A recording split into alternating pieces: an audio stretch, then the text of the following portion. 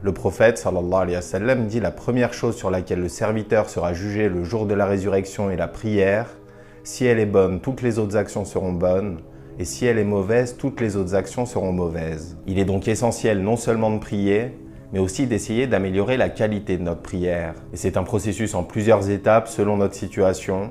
Et la première étape est évidemment de commencer à prier si ce n'est pas déjà le cas. Et la deuxième étape est d'établir la prière, parce que dans le Coran, quand Allah parle des pieux, il ne dit pas seulement « ils prient », mais il dit « ils accomplissent » ou « ils établissent la prière ». Ça veut dire que leurs prières sont en place, qu'elles sont effectuées à l'heure et qu'elles sont devenues des constantes dans leur vie. Et la troisième étape est d'améliorer la qualité de la prière.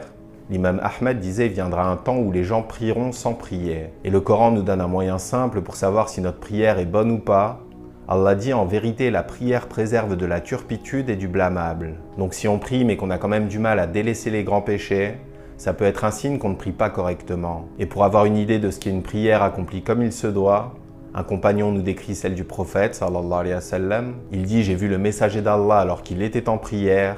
Il pleurait tellement que de sa poitrine sortait un bruit semblable à celui d'une marmite en ébullition. » Et bien sûr, personne n'atteindra le niveau de concentration du prophète sallallahu alayhi wa sallam.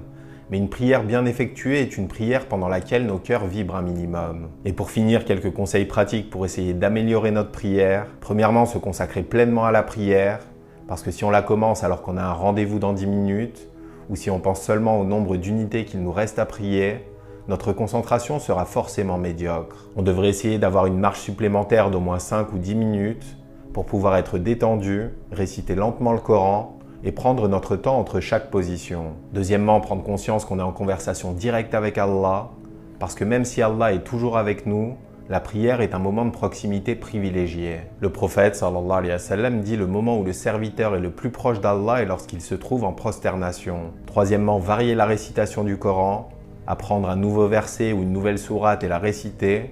Ça apportera un rafraîchissement et une nouveauté qui rendra la prière moins répétitive. Et pour finir, se confier à Allah, parce qu'Allah est notre maître, mais c'est aussi notre meilleur ami.